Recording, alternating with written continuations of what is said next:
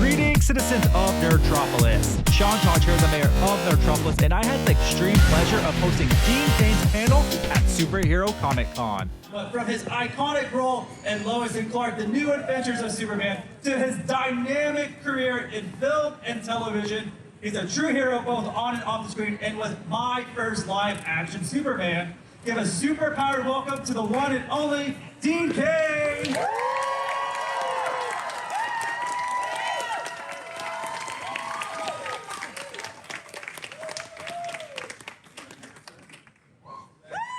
Well, hello.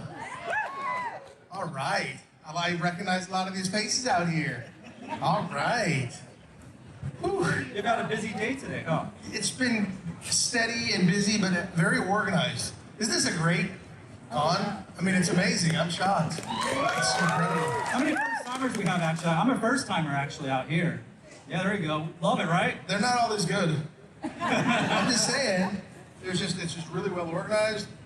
Great looking hosts for the talk and everything. Okay, I don't know if I can believe that, but I'll take that from the Dean Cain. My mom will be proud that you said that. How's everybody today? To get over here, they took me outside. Holy smokes, San Antonio. Whoa. I was like, yeah, I know I should be able to handle that, but I was like, woo, that is no sweat. Then I walked back in, and it's like this wave of cold hits you in the face. I guess that's going inside and outside in San Antonio, right? You need to come to Texas more so you can get used to it. Actually, I mean, I'm born and raised in Texas. I'm not used to it. Are y'all used to it? Hang out here, I'm not. It's Texas. Everything's a little bit bigger, a little bit better. You think you're hot in Las Vegas? Come to Texas. Fair enough. Fair enough. I've enjoyed it so far, so please don't mess it up. Okay. We got a lot of good questions here, a lot of stacks. I know a lot of people are excited for you to be here, but I do want to start off with a question I've been asking a lot of people I've been doing the panels for, especially I did Supergirl and Superman. When you were first cast, who was the first person immediately that you told? Well, when I was cast, I was at my friend's office.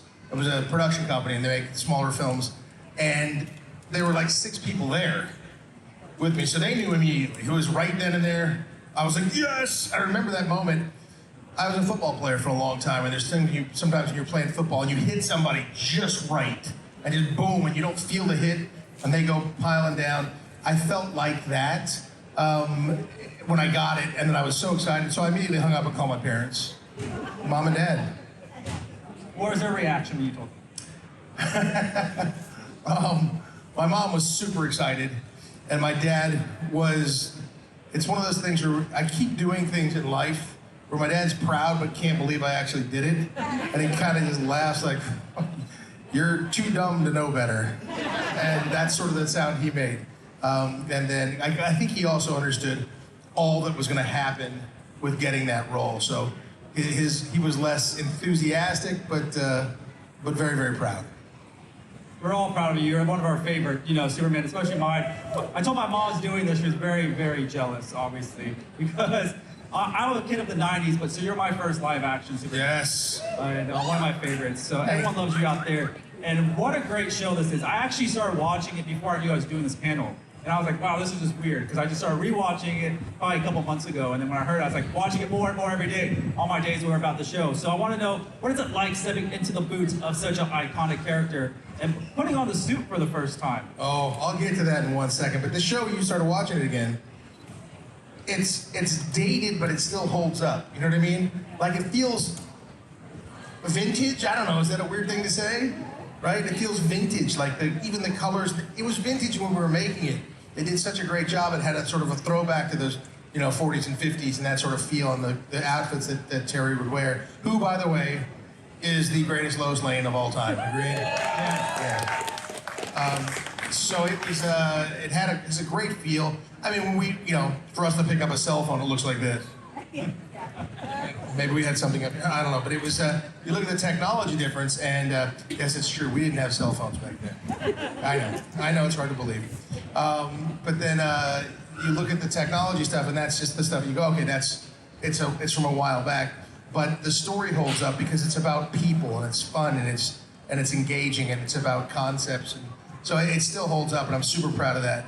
stepping into the boots for the first time. Well, the first boots I put on, we had to lace all the way up. That took 45 minutes. I was like, oh, at the you start having to fine tune things. But when I was getting into that costume, they were measuring everything, doing every little bit. It basically came down to I just put on a pair of spandex. That were body spandex up to the neck, and then we sort of just built things out from there. When they put the spandex on for the first time, I was like, we are in big trouble, ladies and gentlemen. They started adding bits and things, and I was just going, man, I hope this works. I hope this works. And then as it starts to come along, you go, oh. And then you start to see the magic thing happen. And there's that scene where, she's we're in the pilot episode where his mom is trying to help him find a suit and going through all the different suits. And finally that suit comes out. It's like, oh, we're almost there. And then, of course, the S completes the look. And I felt that moment then too. It was pretty cool. So it's a daunting task, but very rewarding. I saw a question here. I haven't pulled it up, but I remember it from earlier. Talking about making all the different costumes Martha Kent's making you, and somehow the fabric she finds also helps with the bulletproof cape. Where does she buy all her fabric from to make such a super suit? I'm not allowed to ask my mother these questions. She is a new age woman, and she was always doing art and stuff with blow torches. I mean, you couldn't stop Kay Callan. She was so much fun. Jay Callan and Eddie Jones. The fact that the mom and dad were alive, and Clark got to go talk to his parents and get advice from him and do all that stuff, I think was such a wonderful part of the show. And it bums me out in the other, that they're always killing Dad. They're always knocking off Jonathan Kent. But I love when Superman has his dad to go to, because my dad has played such a huge part in my life. And I hope I play that big a part in my son's life, which I'm sure I know I did. He's called me 3 times today. Oh, that's so sweet. And actually, luckily, I pulled this question. It kind of leads up to this audience question. I'm a retired teacher, and I'm curious if there was a teacher, mentor, or family member that inspired you. Well, as I said, yes, that's a great question. Whoever asked that question, my dad is my biggest inspiration, and certainly for being a dad and a parent, he's my role model for that. But I had some great teachers. I remember my favorite teacher of all was my history teacher, my AP history teacher in high school, Paul Carey. He at Santa Monica High School. He's passed. Bless you. Rest in peace, Paul. He was a great hurdler at USC back in the day, but wouldn't coach our track team at all. But he was my AP history teacher, and he ignited this love of history to me, because history is just a big story, and you learn what happened with the people and the stuff and what caused this to happen. And so I love that, and he really ignited that. And then he came out. He would only coach me on the track team. He would only come out and work with me on the hurdles and then disappear. What a great guy. When I was going to college, as you know, if you were going to college, or some of you who are about to start college, there, yeah, you are. A bunch of them, yeah. You have to get some teachers to write recommendations. Paul Carey was one of the teachers that wrote my recommendation. I never got to see it, but he helped get me into Princeton, so it must have been something good. Yeah. I wanted to ask, how did you prepare for the dual roles of Clark Kent and Superman? And can you talk about reversing the hairstyles? Preparing for the role, it was there on the page. It was really well written. Deborah Joy Lewine created a wonderful story. And then our director, our boss, Robert Butler, he was the pilot maker. He knew if Robert Butler was directing it, it was going to be amazing. And so his name carried so much weight, but when you sat down with him, he was so human and so gentle and straightforward. And he spent 2 weeks with us creating the characters, getting the relationships together, talking it through with me and this and that. And we used a lot of all my sports background because as an athlete, as a college athlete or as a professional athlete, and I was both, you see how they're treated, and they're treated differently. Someone's this pro athlete, you're like, oh my God, that's Tom Brady. You're not gonna just, you just know it's Tom Brady, and people are looking at you and that sort of thing. He said that's kind of what it is with Superman too, and you start learning this stuff. So to create the characters, excuse me, Robert Butler was key. He spent 2 weeks sort of just forming the core of that with me, and it was invaluable, especially as such a young novice actor. It was the first time I ever had to carry a show. It was the first time I was the guy, the guy, and I was two of the guys, of the lead three, and it was I was terrified, but he really put me at ease, and he did a great job, and I give him a huge amount of credit. And then about the hairstyles, where did that idea come from? I actually like it. I forgot about that part. That's actually, I really like it. It's really brilliant. The hairstyle, we flipped it. So Clark Kent had the sort of the curl, and Superman had it straight back. See, here's the thing. When we would fly, when we would fly, that's a weird way to start a sentence, but they would take this thing called an air mover. And it looked like one of those megaphone things that you just talk through, but it was huge, much bigger, and it would just blow air at us. And the thing is, we're doing this on set all the time, and the sets aren't the cleanest, right? So then they get me up there, they're hanging me from these wires, and if my hair wasn't slicked back, it would blow. So it just went like, all right, Superman's gonna have slick back hair, and Clark Kent's gonna have the little curl, because the air mover would try to blow the cape. It was all about blowing the cape. So they would get that thing on. It was so loud, it looked awful, like when you're watching it, because it just sounds like, and they start bringing it up on me, and then they put it like right in my face, and it's blowing the cape. But they're picking up, like the short end is picking up all the air. It's picking up rocks and little things. And they would, I think they did it to me on purpose sometimes. But it was necessary for the hair to be able to fly. Like your hair now, right? If we glued that onto your head, basically, because it doesn't move, then you can do that. But if it moves, you get, crazy hair. So literally your hair would stay like that, and you could go like crunch, crunch. And if I had to change from Clark to Superman in a scene, that was a whole ordeal. I'd rip over there, run over. It was hot like this in Burbank. I'd come running over, we'd jump it in there, wash the hair, style it back as Clark, and do it as fast as possible. But, I had to do that within a scene, 9,000, 10,000 times. So I got used to doing it. But I liked that we flipped it around. I need that hairspray, because yesterday, to keep the style, we're outside walking. The wind was blowing. I'm like holding on. I'm like, I don't have perfect hair. This is the best it looks today. Just keep it. You do need that. It's not even hairspray. It's basically just glue. Just take a bunch of glue and shove it in your hair and let it dry. I've done that in the past when I used to have Liberty spikes as a younger kid. Yeah? And that's how I lost most of my hair. Oh, okay. That's not a good idea, kids. That's not a good thing. Don't do Don't that. use glue for your hair. I haven't lost mine, thank God. I guess I have a hat on so you can't tell, but it's still here. All that went to my dad. He has a full set, better than mine. But I want to know, what did you enjoy most about playing each side of the character? One thing maybe from Clark and one thing from Superman. Well, Superman for me my Superman was Christopher Reeve. And Christopher Reeve was the first Superman that I saw. I'd seen the George Reeves version, and I enjoyed it. It was great, seeing cartoons and stuff. But then when I saw Christopher Reeve play Superman, I was like, that's Superman, right? I was like, that's it. And so when I played Superman, because Clark Kent was our main character and Superman was the disguise that he used, when I played Superman, I basically was playing a character and was playing Christopher Reeve's, my version of Christopher Reeve's version of Superman. That's what I was doing, because that's what I pictured Superman to be. Clark was the character. So there's a quote in the show where he's trying to explain to Lois, after she figures it out, spoiler alert, I'm kidding. After she figures it out, and he says, she's angry at him because that's Lois.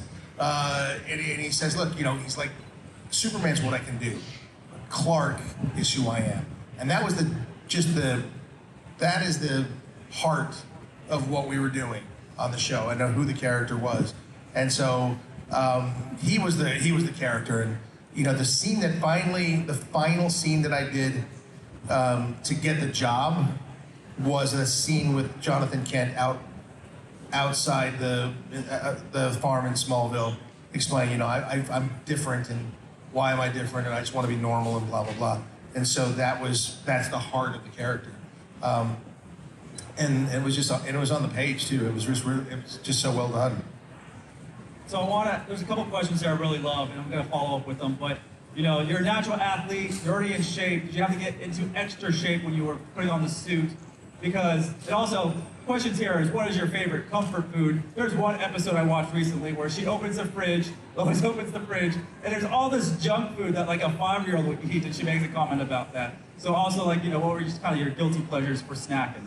Well, when I've been a few years outside of the NFL, and I was probably, you know, I was skinny when I got the job. According to them, they wanted me to bulk up. They wanted me to get bigger. So I was working on that. I was, you know, working out whenever I could in between shots. You didn't get like a proper workout. It wasn't like you went to the gym and you had an hour and a half. An hour and a half, no way, forget about it. You know, you got 15 minutes before the next take, so just go hit the gym for 15 minutes. You're just going back and forth, back. Listen, as a 26-year-old, which is how old I was when I was cast, I had the energy to do that, but I mean, like, whew, after 4 years of it, you're exhausted. You know, it's so exhausting. So they wanted me to bulk up. I was skinny, and they said, you know, get bigger, get stronger. So we worked on that, and then what was the second part of that question? Your favorite comfort food? Oh, comfort food. So I don't like sweets. I don't care for sweets so much, but savory, you got me. Potato chips, mashed potatoes, anything potato, yes. That is the answer, because that is that's my go-to. Yeah, so I don't like all the sweets. Some people are like, I have a sweet tooth. I just don't. I have a savory tooth. Doesn't sound as sexy, but that's what my go-to always. It was funny when they put all that stuff in that scene for Lois. But you remember what she said when she first walked in that scene? She opens the door, and I'm standing there in a towel, I believe. And she said it was, do you remember the line? I don't remember the line.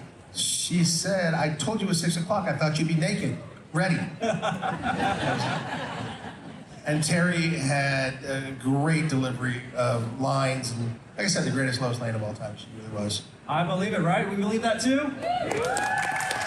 It is called Lois and Clark. I just love Terry Hatcher in this, and I just love y'all's dynamic. What do you think made this dynamic so compelling for us audience? You know, the chemistry question is always a question for any. We're trying to get a couple and put people on the screen together. They'll do tests, they'll put people together and film them and see if that works, and you never know how it's gonna go and how audiences are gonna perceive it until you do it. But that was in the casting. They were really brilliant in the casting. I got cast on a Thursday, so I was done. I got it, I was like, yes. And that following Monday, they made me come in, and I read with different Lois Lanes, but never Terry, and she went to network, and I just knew that I was cast. And I didn't know who Lois was. And then they said, on Monday, we're gonna bring in 10 more girls, or 10, some of the girls had already been here and some haven't, but we're gonna bring in 10 girls, and you're gonna do the scene in front of the network with 10 different girls. The scene was, Lois and her French photographer boyfriend had broken up, and she has decided, she's a little inebriated, and she has decided it's time to bed Clark. And she opens the door, kisses me on the lips, and then proceeds to try to seduce me. Now, my character wants to very badly, but he doesn't. He's not going to, because he's the most moral, wonderful guy in the world. And that was the scene. So 9 different girls came through the door, kissed me on the lips, tried to seduce me. I was like, this is the greatest job ever. It was amazing. But I was doing it for the network, so I was terrified. But after, 2 or 3 rounds, I was like, hey, here we go again. It's great. Anyway, so the last, what did I say that made you leave? What did I do? I'm just kidding. I'm just teasing. I'm sorry. I'm sorry. That was his question. He got his answer. He's done. Then there was one girl left, and it was Terry. And none of the other girls had asked me to go and read lines with them and run lines, but they said, hey, Terry would like you to go run lines with her. I was like, yeah, great, of course. Because running lines as an actor, you hear each other talk and you get used to it, and it's important for your timing, for everything. And then I walked into the room to say hello to her, or walked in the room, hey, and she turns around, and I kid you not, she just goes, you don't like me, do you? And I was just like, I don't, what are you talking about? And I was like, well, she goes, we were at network together, you never said hello to me. I was like, well, you never said hello to me, but I just want to get a job. But she immediately put me on the defensive. And that is Terry, and that was Lois, and you see it throughout. So she drives the show, and she drove that. And so And I went back out there, and then we rehearsed it a couple times. Went back out there, we did the scene. Terry was the best actress, and I mean, he left before I could say, but she was also the best kisser. Just throwing it out there. I know, because I kissed that woman a lot. I just want you out there, if anybody was thinking about it, she's a great kisser. Okay, there you go. Front page news tomorrow. There you go. It's not the first time I've said that. Well, because it's just true. Yeah. That's the chemistry right there. And I love this question here. Where is Lois? So why is Terry Hatcher not here? I know you do a lot of cons with her. We didn't get her to come out with y'all. The duo is great to see y'all together. I can't control that woman. Are you crazy? Did you watch the show? Terry, I don't know. I see her quite often. We're close friends still, and we'll talk and do things. You know, we had talked for a while because we had the weirdest ending in television history. I mean, it just was. We were supposed to come back for season 5. We were picked up, we were renewed, and then between seasons, she got pregnant. I did not do it. Before anybody says anything, her husband John and her, and then they got pregnant, and she was that. Did somebody say something smart over here? No, okay. So then it was a very complicated pregnancy, and it was going to complicate our shooting so much that they decided, okay, we're just going to end the show here. So that was a bummer because, well, number one, I didn't get to steal anything from the show because I would have stolen everything. I would have grabbed the Clark Kent nameplate, a couple of the suits, definitely a cape or two. So I didn't get, we didn't take the things, because you do that when the show ends. So I didn't get any of that stuff, and then we were just done. It was very unceremonious, and we didn't get canceled. It's just that Terry couldn't shoot, so Warner Brothers made that decision. I remember I was in Toronto in the middle of shooting a movie called Dog Boys or something. It was freezing cold. I mean, and it's June in Toronto, and it was like snowy, which is not the same as Texas. And then I was snow? What is snow? It's this white flaky stuff. So then we were just canceled. So that was it. I would love. We talk about it a couple times about if we could do a check-in with Lois and Clark now. Where would they be? What would be going on? And my idea was always that they had a couple kids, and the kids are now having sort of nascent superpowers and trying to figure out how they exist in the world, and make the show more about the kids as time went on. But I haven't got that off the ground yet. But give me some time, I'll get it done. That'll be great, right? We want to see that. It could also be an animated form. I love seeing other shows continue on animated form, and you can do a lot more, especially doing special effects and stuff like that. That'd be exciting. They can animate stuff though, even on. I mean, when I first saw the first Spider-Man, where he flew up and was animated in the thing, I was like, he didn't have to do those stunts, because I had to do a lot of those stunts. It's like, that's not fair. Can you talk about some of those stunts? Anyone that were way too dangerous, and no injuries, of course. Oh, you'd get little cuts and bruises or a little burn or something like that. We had some injuries on set from some of the stunts, but when it got really dangerous, they always brought in a stunt Superman, and then we threw him through the window or something. We did do that once on an episode I wrote where Superman is fighting a guy in this virtual world, and he just gets thrown through a window. I just wrote, he gets thrown through a plate glass window. They decided the stunt would be, he gets thrown through the plate glass window upside down. And so it got a little more dangerous, and there's timing when your body's about to hit the glass, they blow the glass, it breaks before, and he got hung up. It was a weird combination of things, but a whole bunch of glass fell on his face and cut the inside of his mouth. It's awful. When you saw that, I was like, ooh, I didn't write it that way, don't blame me. Lincoln, who was my stunt double, he had to go get some stitches for sure. But there were some injuries. But being the athlete that I was able to do most of them myself, and unless they thought it was too dangerous. I mean, I remember one time at like 4 o'clock on a Friday night, PM, I'm hanging from a crane in the Superman suit. I don't like heights. And I was, 60 feet in the air, and they would use a decelerator. They just drop you, poof, and then it slows it down. And then at the end, and there was another guy who was supposed to be trying to catch this guy. And you can't control your body, you can't control anything. There's a airbag at the bottom, and you hope you don't fall into it. But I'm laying there, sitting there at 4 o'clock in the morning, in the Superman suit, hanging 60 feet in the air. And I go, this is how I'm gonna die. Like, this is gonna be terrible. It's awful. And well, you die as Superman. I thought I was gonna die as Superman. which, you know, okay, that's kind of cool, let's be honest. But I wasn't ready to go. But, you know, there was tons of fun stuff, but stunts aren't supposed to be dangerous. They're supposed to be well orchestrated and made so they're not dangerous. So sometimes there's a little bit of risk, but not if you do it right. There was some great action scenes in that. You have superpowers apparently, because all these cards we've been getting, you've been flowing through them. I think you can see all these cards with your vision right there. Oh, I can see the last one there. Reading right through. Why are you wearing red underwear? I'm sorry. Actually, he's not wrong, but just saying, his superpowers right here. So you did write at least one episode of the show? Two. And so how much input did you have on the rest of the show? None. No, I'm kidding. They were pretty tight to the vest. We had to like discuss with them, like, where's the arc this year? What's going to happen? And they kind of treated us like kids in a way. So we started, the 2 episodes I wrote were self-contained, and then, like, you know, not too much happened that would affect the overall arc. They were pretty close to the vest on those. So we would say what we wanted to do. I wanted season 5. I wanted Lois and Clark to, that baby that was there. I thought, that, okay, they'll fall in love with the baby, and then there'll be some Kryptonian, you know, royalty or something. They'll have to give the baby back, and that'll break their hearts because they were falling in love with a child. I mean, you give me around a baby, I don't know, like that baby right there. I see your baby.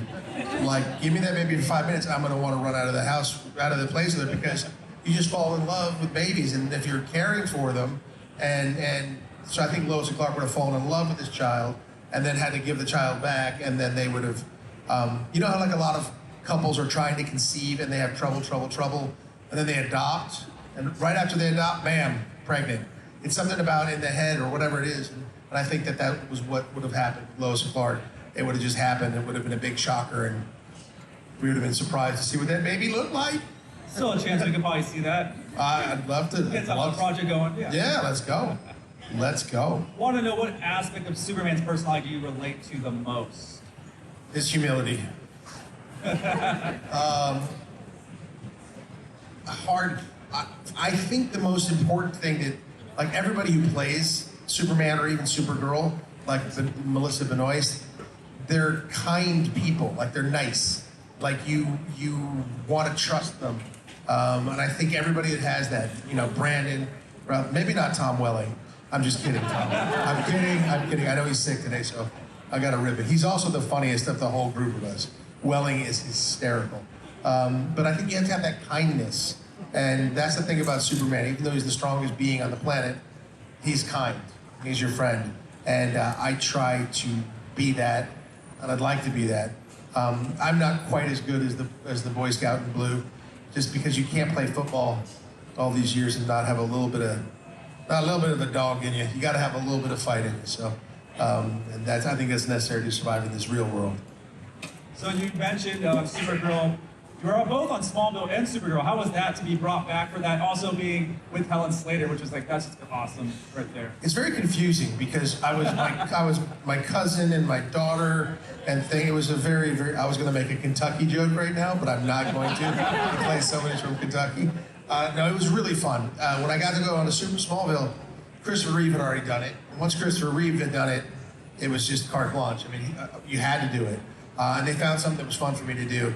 But it was really interesting watching Tom play Superman and me being somebody else. If you spend any time around Tom and around Michael Rosenbaum, you know Michael Rosenbaum is clinically insane and hysterical, intelligent and funny, and they were like that on set. So they were like season 7, so they had that thing down to a well-oiled machine. It was a lot of fun. And then doing Supergirl was really fun because it was shot at Warner Brothers, where we shot Lois and Clark. I was on the pilot episode.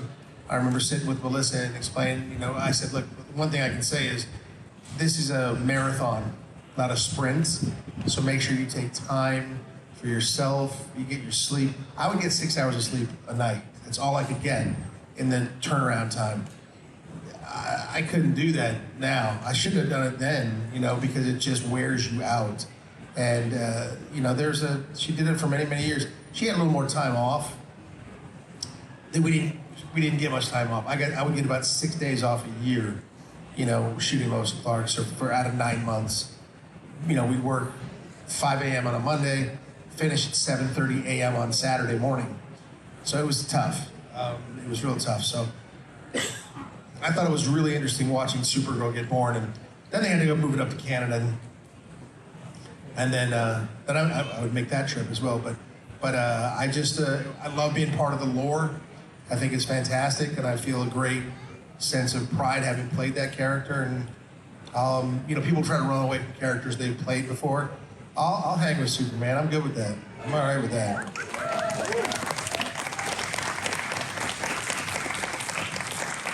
Like I mentioned, you're my first live-action Superman, so I feel so grateful to be sitting next to you. Another show of yours I was addicted to was Ripley's Believe It or Not. Yes. There's a museum here too, right? There's a Ripley's Believe It or Not museum here. Have you been? You haven't been to it? Not the one here. It's amazing. I have childhood memories from there. I'm not from San Antonio. I'm from Houston, but I actually went to UTSA here. But I used to go there all the time, which was a great time. I brought this Quiz Whiz game I have of Ripley's Believe It or Not Wow. from the 90s. That's how much that show meant to me that I was obsessed with it. You're not gonna quiz me, are you? No, I'm not going to quiz you. I don't know. Oh. I don't know if I can find my Quiz Whiz. But how did that come about? Because that's actually a really entertaining show, and I loved it. So that I was over at Sony after we finished Lois Clark. I was developing shows and movies and things, and they called me one day and said, "Hey, would you like to host Ripley's Believe It or Not?" And I was like, "No." and next. And they said, "You know, we don't want to do it." The one I had seen was Jack Palance, you know, and he's a very scary guy. Believe it or not. And I was like, I don't want to do that. They're like, no, well, think about what you would do if you would take over the show. And in fact, my company did take over. We made the show. And I said, you know what? If I were to do it, I would do kind of like the Mummy, if you will, like it's like this. He's this curator of this museum of strange and unusual things, and so on and so forth. And something on the mic. Critters out here. And so I said, okay, that's what I'd like to do it like this. 1 hour thing, I'd do blah, blah, blah, but this, that. I'd like, you know, $8 gajillion for it. I want to do this. I figured they'd just be like, okay, thanks, get out of here. And they're like, okay. I was like, what? And they're like, yeah. And I was like, but I get to control the shooting schedule. Yeah, good, fine. I was like, really? Yeah, so I would shoot that show in 8 days. On weekends, 2 days at a time. We'd do a whole group of them. That was the greatest show ever. Because I would approve the things and go on, but I hadn't seen them. And they're like, you know, today we have the human head from so-and-so. And I was just like, is it a human head? They're like, yeah, there's a little hinge in the back. I'm like, but it's a human head. They're like, yeah, this is Ripley's Believe It or Not, man. And everything was real. Little shrunken heads, I mean, stuff like that. You're like, what? And they have all these things. It was really cool. Plus really interesting historical things and so on and so forth. So when we did the show, everybody told me not to do it. All the agents and everybody, they're like, don't do it. My son was just born. I wanted to be around. And we ended up setting the record for the largest cable premiere in television history, which was awesome. And then the show ran for 4 years and it was rocking. And then somebody else came in and took over TBS and they canceled the entire slate of everything.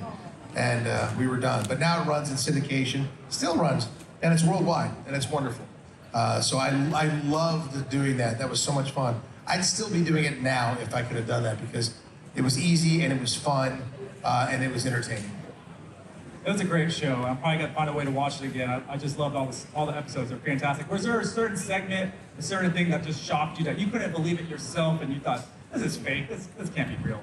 Well, I knew that everything was real. It wasn't anything that shocked me that much. It was just, I loved the historical things that I would get, like the car that drove Lee Harvey Oswald to work that day. Or one of the coolest things I saw was when John Wilkes Booth assassinated President Abraham Lincoln at the Ford Theater, he shot him with a Derringer. It's a little tiny handgun. And when he jumped off the balcony onto the stage, he broke his leg. But he also dropped his backup Derringer. And I held that thing in my hand, and it says J. Wilkes Booth. I was like, oh my God, I'm holding history in my hand. And that was something that was really cool. Just to have that and see that and be around that. I was shocked by some of the transformations some of the human people did to their bodies and their faces. And, you know, people were screwing in whiskers, and this guy wanted to be a cat. All his teeth were long and sharp, and you know, it looked like cat teeth. And then he put cat eyes in, and they people would put stuff inside their forehead. I was like, this stuff just, whoa. But there was nothing that shocked me that much. I thought it was all strange and unusual, which is what Robert Ripley loved. And here's how I know, like, there's two things that I know, like, about somebody right away. They're like, I love John Ripley's Believe It or Not. I'm like, you like the strange and unusual. There's certainly types of people who like those sorts of things. Or somebody's like, I loved you in the Scott Peterson story. I'm like, I will avoid you because that is a no-no. But it's really interesting what certain projects appeal to different people. Lacey Peterson or Scott Peterson? No. Dating? No. But everybody's loved everything you've done, all types of stuff, so that's fantastic. I want to leave on this last question. What is the biggest thing you've learned while being in the industry?